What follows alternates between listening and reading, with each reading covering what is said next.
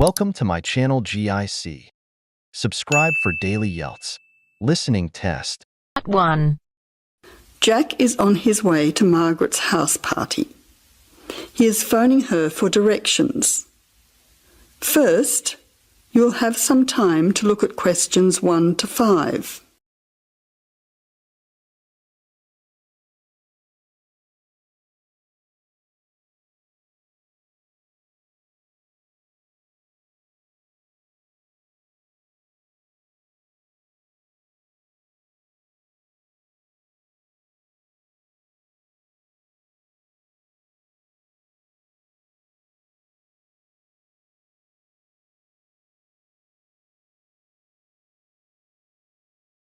Now listen carefully and answer questions 1 to 5. Jack has got lost on his way to Margaret's party. He is phoning her for directions.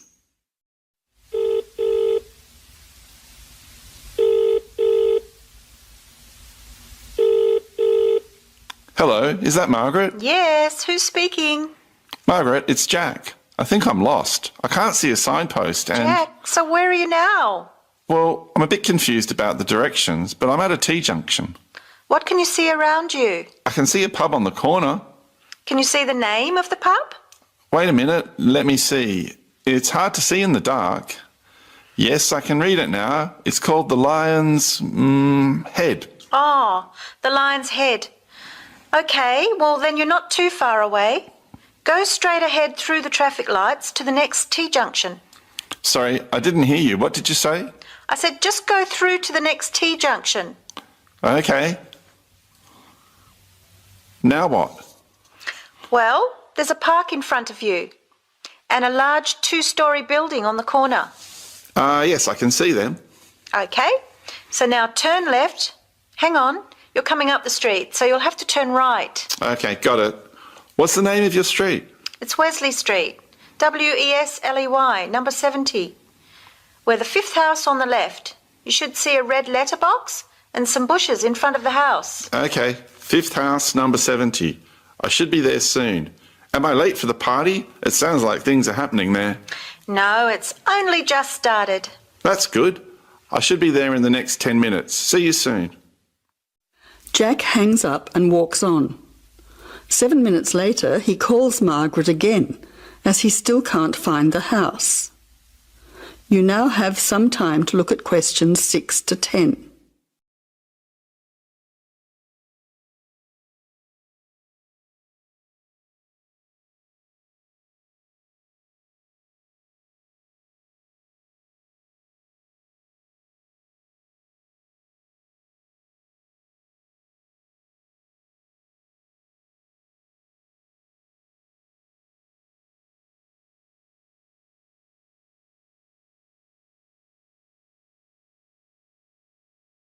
As you listen, answer questions 6 to 10.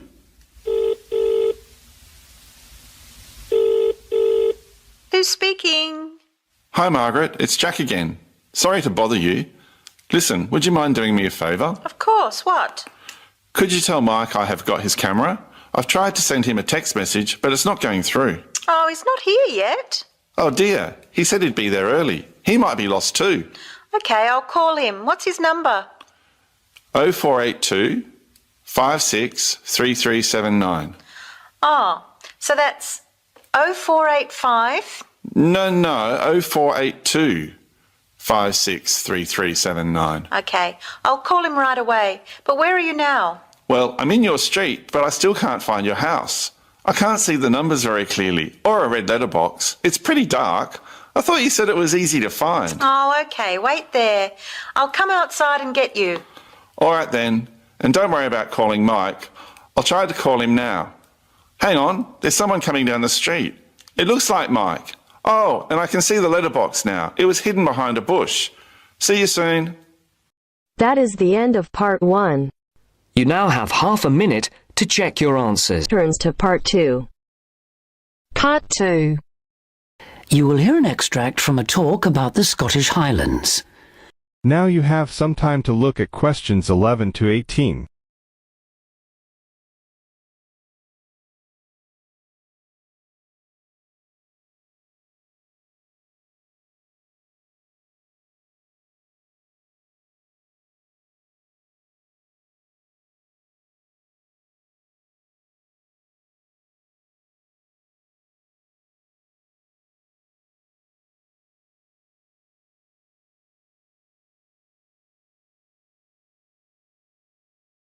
Now listen carefully and answer questions 11 to 18.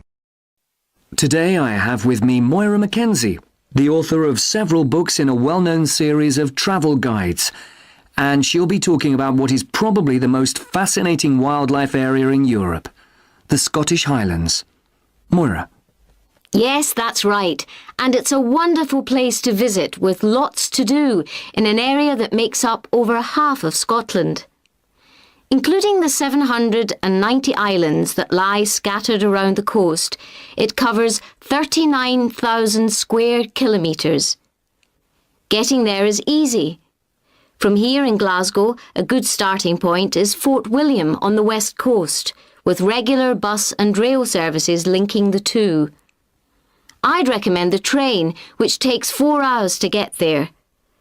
Alternatively, you can take the Highland Line, which takes the more easterly route up to Inverness. That, in fact, is a bit quicker, taking around 3.5 hours to cover the 280 kilometres from here. There are also two main options by road. You can take either the A9 up through Stirling and Perth and then on to Inverness, or else on the west there's the A82 which runs up to Fort William and then, if you want, on to Inverness. Now, a lot of people associate the Highlands with bitterly cold weather, but in fact the region has a generally mild climate as a result of being surrounded on 3 sides by sea, particularly the warm waters of the Atlantic. At sea level in the west, for instance, the temperature ranges on average from a minimum of 1 degree centigrade in January up to 18 in July, and you can actually see palm trees growing there.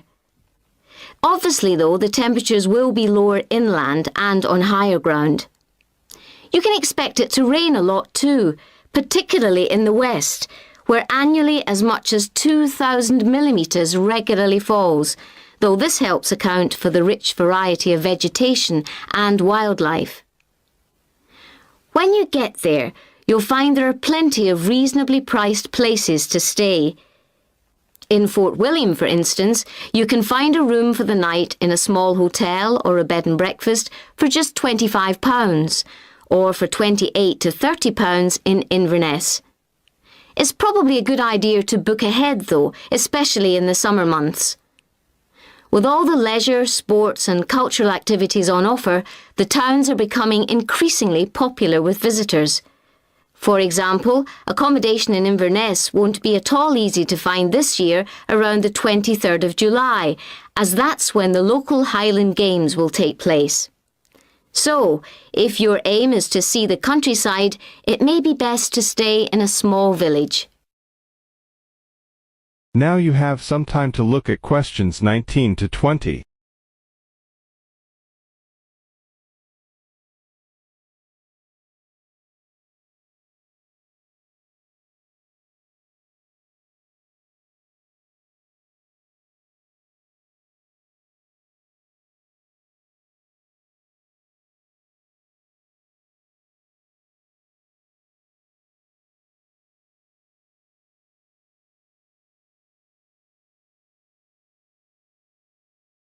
Now listen carefully and answer questions 19 to 20.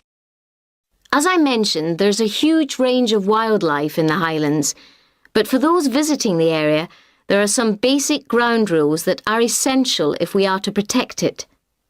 Firstly, you should make every effort not to disturb birds and animals, and one way of doing this is to blend in with your surroundings.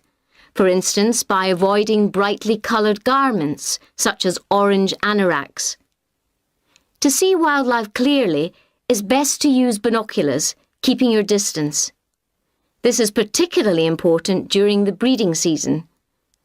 Wherever possible, use a hide so that they are less likely to detect your presence.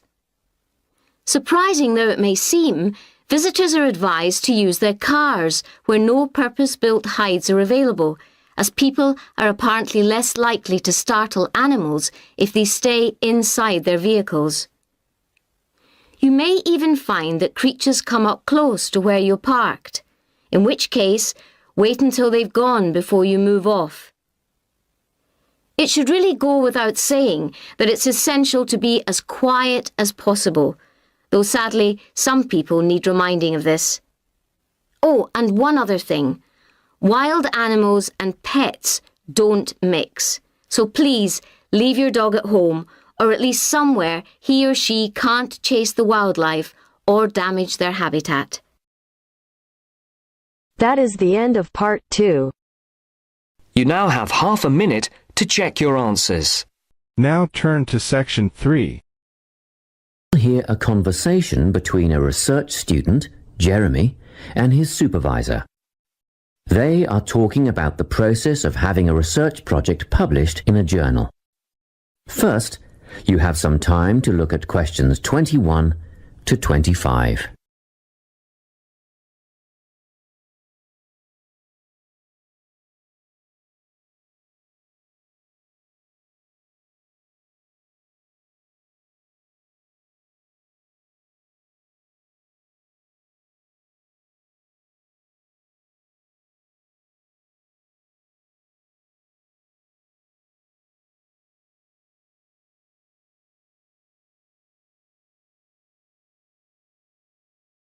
Listen carefully and answer questions 21 to 25. So, you're nearly ready to submit your article to an academic journal, are you? Yes, I think so. I just wanted to go over all the things I need to do before I submit it. And then I wanted to go over the submission process with you. Great. So, firstly, you need to write an abstract. Make sure it's short and concise. Of course. I forgot all about that. And what about key words? Yes. A lot of students overlook this part and just jot down whatever comes to mind. But take some time to make a list of key words that are accurate and relevant. Okay. Another thing. Could you have a look at my article before I submit it? Absolutely. Actually, at least 2 senior staff members should always read through a final draft before submission. Do you mind if I give it to Professor Johnson to have a look at as well? Not at all. I'd be glad to have the feedback. Do you know which journal you want to submit to yet? Not yet. I have a short list of about 3 that I'm interested in. Make that decision soon, because you'll need to adjust your article so that it matches the style guide of the journal you are submitting to. I bet that can take a while. Yes, but after that you are just about ready to submit. One more thing, you'll have to sign the copyright form, just confirming that it's your own work, and then you're good to go. Before you hear the rest of the conversation, you have some time to look at questions 26 to 30.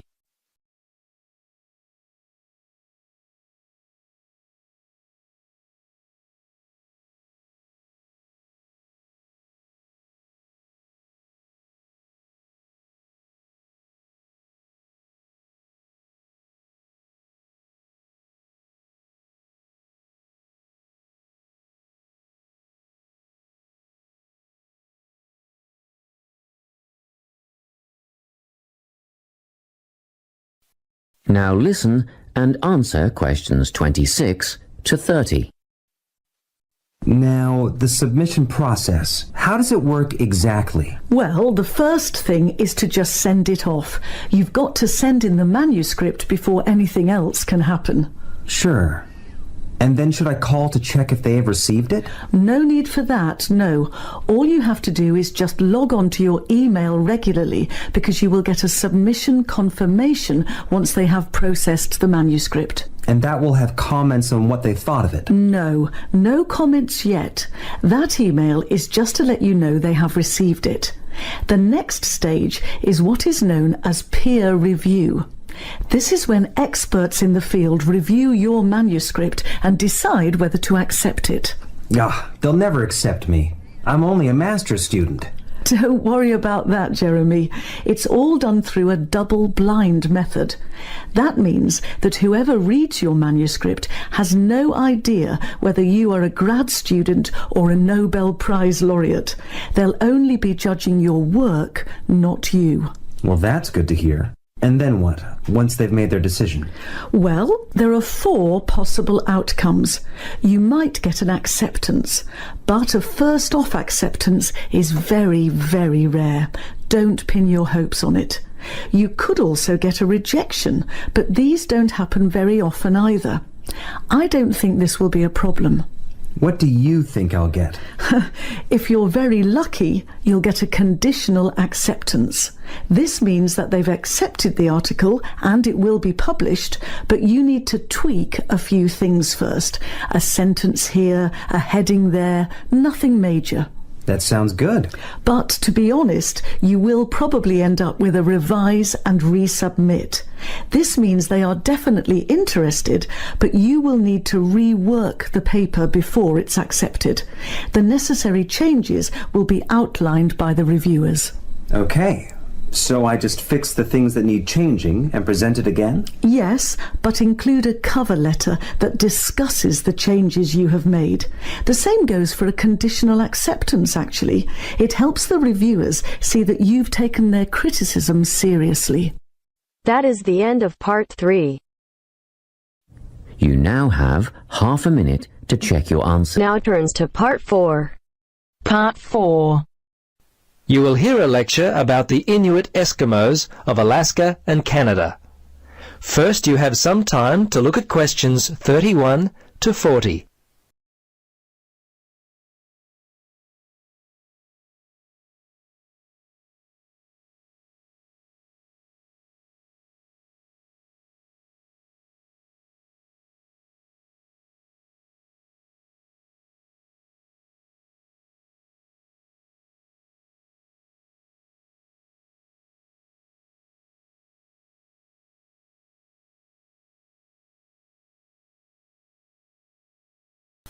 Now listen and answer questions 31 to 40.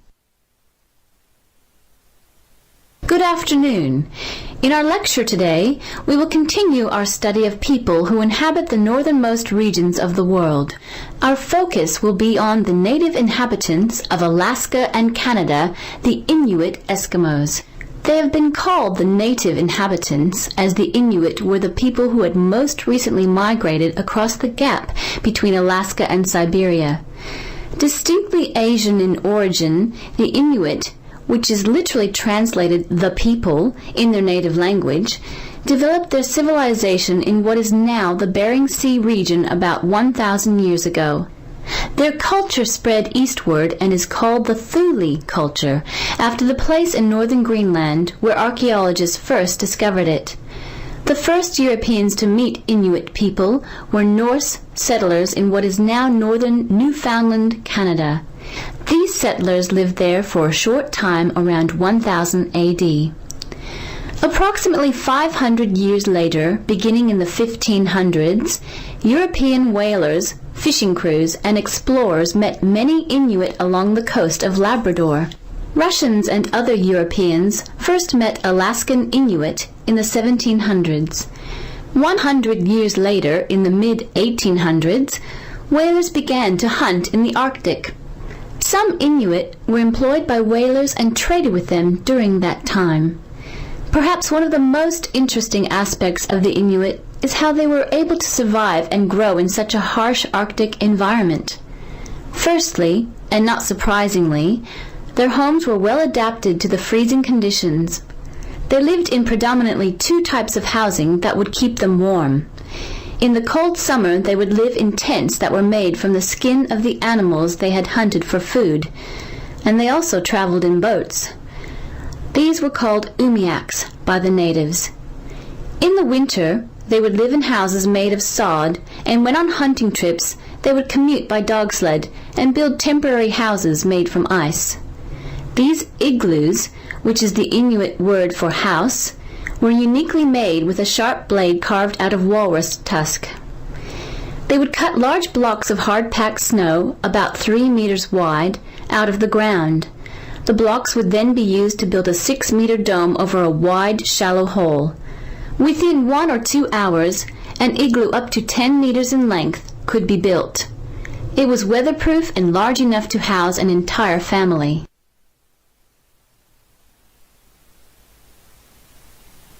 Very early in their history, they managed to develop the technology to hunt the huge bowhead whale, which was a staple food source for them at that time. They also hunted walruses and seals. On land, they hunted polar bears, moose, and various other game. The harsh environment in which they lived meant that a steady supply of food was often difficult to come by. Therefore, the Inuit were a people constantly on the move, looking for food, which meant that their dwellings had to be easily built and easily dismantled. They inhabited the wide open land and, as such, moved freely around it in search of food. Today, the traditional way of life has basically ended for the Inuit. They live in wooden homes rather than in snow houses, sod houses, or tents. They wear modern clothing instead of animal skin garments. Most Inuit speak English and Russian. Some speak Danish, while fewer still continue to hold on to their cultural roots by passing on to the younger generation their native language.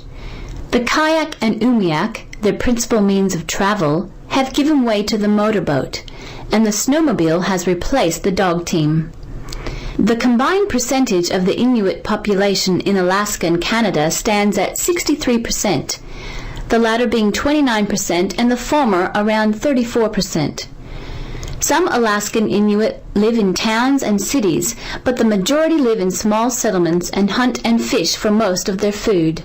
Most of those in Canada live in towns and housing provided by... That is the end of part 4.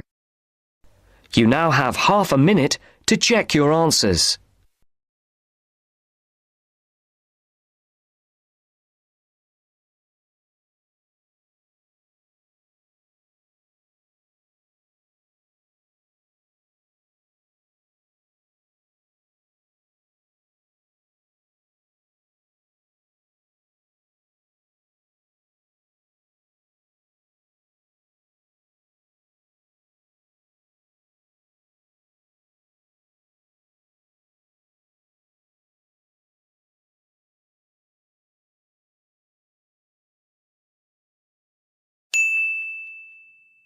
Thanks for watching. Please subscribe my channel.